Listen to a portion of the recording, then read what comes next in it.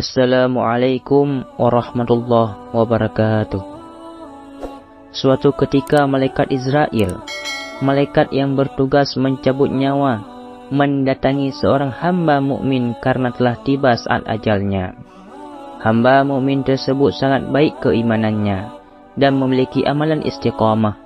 Hampir di setiap anggota tubuhnya, malaikat Israel bermaksud mencabut ruhnya tersebut dari mulut seperti biasanya. Tiba-tiba, dari mulut itu keluar perkataan, "Wahai Israel, tidak ada jalan bagimu untuk mencabut ruhnya dari sini. Aku selalu dipergunakan oleh hamba ini untuk berzikir kepada Allah." Walaupun malaikat Israel biasanya bersifat pemaksa dan tidak bisa dihalangi ketika menjalankan tugasnya, tetapi dalam kasus hamba mukmin yang satu ini, sepertinya ia tidak berkutik dan tidak berdaya. Karena itu, ia kembali menghadap Allah melaporkan kegagalannya menjalankan tugas mencabut nyawa, sambil menjelaskan penyebabnya, yang tentunya Allah lebih tahu sebelumnya.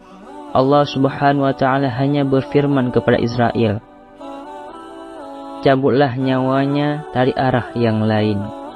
Malaikat Israel mendatangi lagi hamba mukmin tersebut dan mencoba mencabut nyawanya lewat tangannya. Tetapi seperti sebelumnya, dari tangannya tersebut keluar ucapan, "Wahai Israel, tidak ada jalan bagimu untuk mencabut ruhnya dari sini. Aku selalu dipergunakan oleh hamba ini untuk bersedekah, menyantuni anak yatim, berdakwah dan berjihad di jalan Allah Subhanahu wa Ta'ala." Seperti sebelumnya, Israel tidak berdaya menghadapi hujah tersebut dan melaporkannya ke hadapan Allah Subhanahu wa Ta'ala. Dan lagi-lagi Allah hanya berfirman, "Cabutlah nyawanya dari arah yang lain." Beberapa kali malaikat Israel mendatangi anggota badan lainnya dari hamba mukmin tersebut untuk menjadi jalan mencabut nyawanya, tapi ia mengalami kegagalan lagi. Dan ia pun pulang balik-balik beberapa kali ke hadapan Allah untuk melaporkannya dan hanya mendapat perintah yang sama. Ketika mencoba mencabut nyawanya lewat kakinya, sang kaki berkata, "Wahai Israel, tidak ada jalan bagimu untuk mencabut ruhnya dari sini. Aku selalu dipergunakan oleh hamba ini untuk berjalan ke masjid untuk salat jamaah, mendatangi majelis-majelis ilmu dan pengajaran, berdebu di jalan Allah ataupun berjihad dan berbagai macam kebaikan lainnya." Ketika mencoba mencabut nyawanya lewat telinganya, sang telinga berkata, "Wahai Israel, tidak ada jalan bagimu untuk mencabut ruhnya dari sini. Aku selalu dipergunakan oleh hamba ini untuk mendengar Al-Quran dan pengajaran-pengajaran agama ataupun majlis ta'lim. Begitu juga ia banyak berzikir dengan aku." Ketika mencoba mencabut nyawanya lewat matanya, sang mata berkata, "Wahai Israel, tidak ada jalan bagimu untuk mencabut ruhnya dari sini. Aku selalu dipergunakan oleh hamba ini untuk membaca Al-Quran dan berbagai macam kitab-kitab tentang keislaman.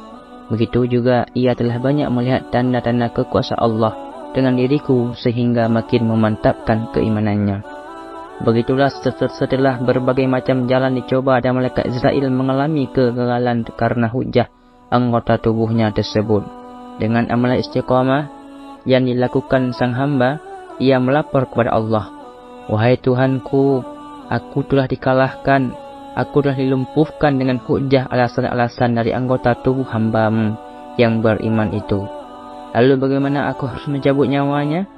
Kali ini Allah berfirman, "Tulislah namaku di atas telapak tanganmu dan tunjukkan tulisan itu kepada hambaku itu." Malaikat Israel melaksanakan perintah Allah dan turun menemui hamba mukmin tersebut. Ia menunjukkan telapak tangannya yang di sana telah tertulis asma Allah di depan matanya. Segera saja tampak senyum mengembang dan mata berbinar penuh kerinduan. Kemudian ruh hamba mukmin tersebut keluar dengan sendirinya lewat mulutnya menuju rengkuhan malaikat Israel yang memperlakukannya dengan penuh kasih sayang, seolah-olah ruh itu mendengar panggilan Allah Subhanahu wa Ta'ala.